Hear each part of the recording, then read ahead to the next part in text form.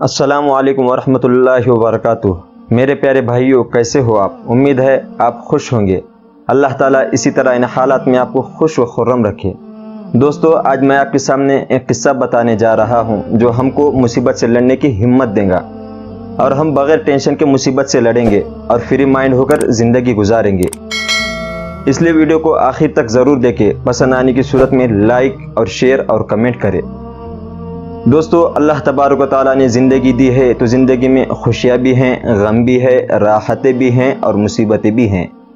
زندگی جینے والے ہر جاندار کا ان سب سے پالا پڑنا ہی ہے۔ جب ہم خوشی کے موقع پر خوش ہوتے ہیں تو اس پر اللہ کا شکر ادا کرتے ہیں، اور جب ہم پر کوئی مصیبت آتی ہے تو اس پر ہم اللہ سے صبر مانگتے رہتے ہیں۔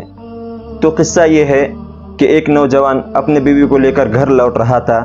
راستے میں دریا تھا۔ دریا پار کرنے کے لیے ایک کشتی کی ضرورت تھی۔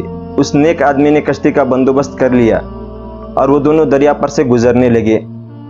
کشتی بیچ دریا پہنچی ہی تھی کہ دریا میں طوفان آ گیا۔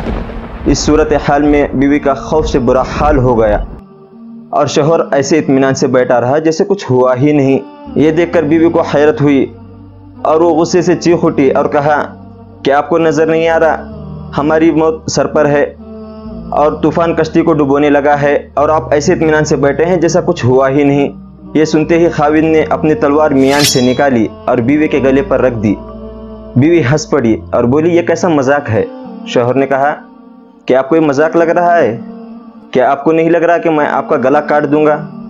بیوی نے کہا، مجھے پتا ہے آپ مجھ سے بے انتہا محبت کرتے ہیں اور بے پناہ چاہتے ہیں۔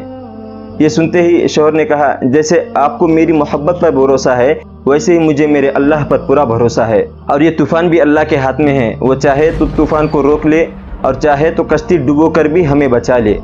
اللہ اکبر۔ میرے بھائیوں، آپ نے دیکھا اس نوجوان کا اللہ پر کتنا بھروسہ تھا۔ اس واقعے کا پورا خلاصہ یہ ہے کہ ہم مسلمان ہیں، ہم سب کو اللہ پر پورا یقین اور پورا بھروسہ ہے۔ جو 70 ماؤں سے زیادہ محبت کرتا ہے، اس نے اس وبائی دور میں بھی ہمارے لیے بھلا ہی سوچا ہوگا، اور وہ ضرور اس وبا سے ہماری حفاظت کرے گا۔ اور اگر اس وبا سے ہماری موت بھی ہوتی ہے تو یہ کوئی معمولی موت نہیں ہے، بلکہ ایک شہید کی موت ہے، کیونکہ مسلم شریف کی روایت ہے جس کے راوی حضرت ابو ہریرہ رضی اللہ تعالیٰ عنہ ہیں۔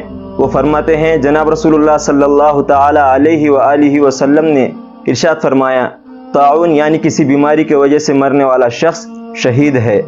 اور یہی اس بات کا ثبوت ہے کہ اللہ تبارک و تعالیٰ نے اس وبا کے دونوں ہی پہلوؤں میں ہمارے لیے فائدہ ہی بخشا ہے۔ تو میرے بھائیوں، ہم کو گھبرانا نہیں ہے، بلکہ اللہ سے توبہ اور استغفار کرنا ہے، اور اللہ تعالیٰ کی طرف رجوع ہونا ہے۔ آخر میں دعا ہے کہ اللہ تبارک و تعالیٰ ہم سب کو سمجھ کی توفیق عطا فرمائے۔ انشاءاللہ ملتے ہیں اگلی ویڈیو میں۔ السلام علیکم ورحمۃ اللہ وبرکاتہ۔